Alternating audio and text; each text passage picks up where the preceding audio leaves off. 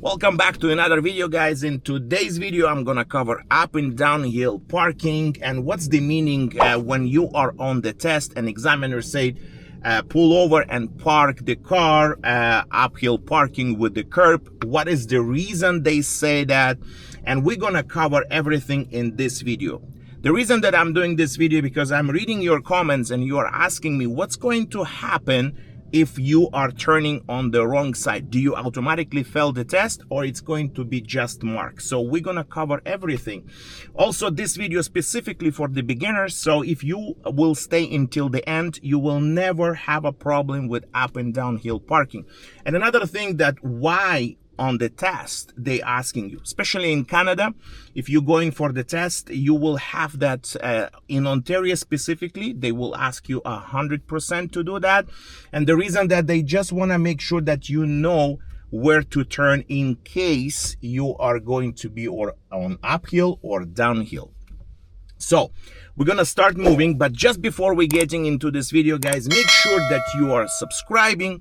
If you would like to know and you're going soon for the test, check out my Patreon. I have lots of tips there that gonna save you not just time, also the money. So we're gonna start moving now.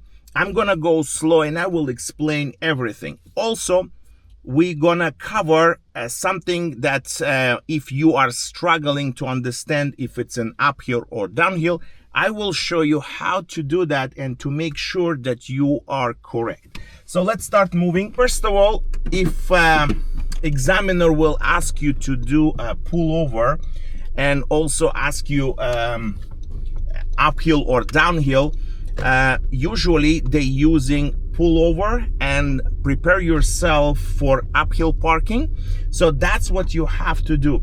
I don't know if you watch my video. There is I have a video with the driving instructor from UK. He came here and he tried to do a G2 mock test, and when I asked him to do uphill parking with the curb, he gets surprised and he know what to do because he's a driving instructor. But when he actually was doing, he was asking me a question, what do you mean by uphill parking with the curb? So I'm going to pull over on this side and I will explain what's the meaning. Usually on the test, they ask you to pull over and think that you are on uphill parking with the curb. What does that mean? It may be a flat road. So what you have to do to make sure that you're following the instructions of the examiner. Why they ask?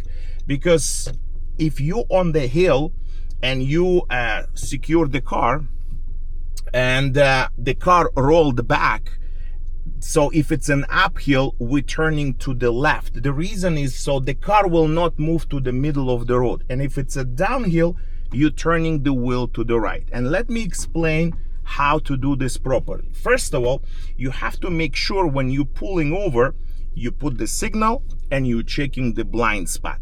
After you pull over, why we do that? Because sometimes, and especially now in the summer, there's going to be bikes, there's going to be pedestrians, whatever. You make sure you're not blocking. Also, another important thing that you have to pay attention, if there is a fire hydrant. So as you did the G1 test or any test like a knowledge test, they also say that don't park too close to the fire hydrant. So let's say there is a fire hydrant or driveway, you cannot block. Sometimes people asking me, what do you mean by not blocking the driveway?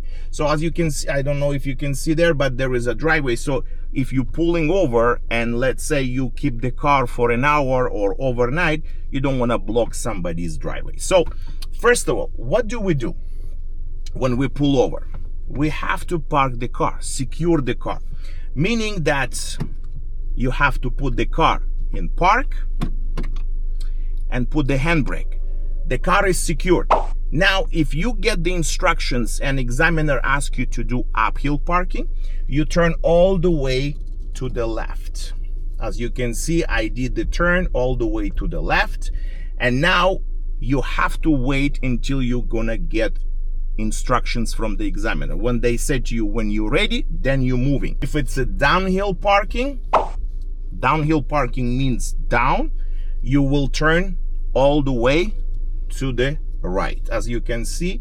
And then again, the same thing, you just need to wait for the instruction to continue. I had a student that went for the test, and the examiner asked to pull over, and after he said, okay, when you're ready, resume your driving, the student didn't look at the rearview mirror, put the signal, check the blind spot, and the cars were coming. So you need to make sure when you are resuming your driving, you have to check if there is any traffic is coming from the back, and also you have to check your blind spot.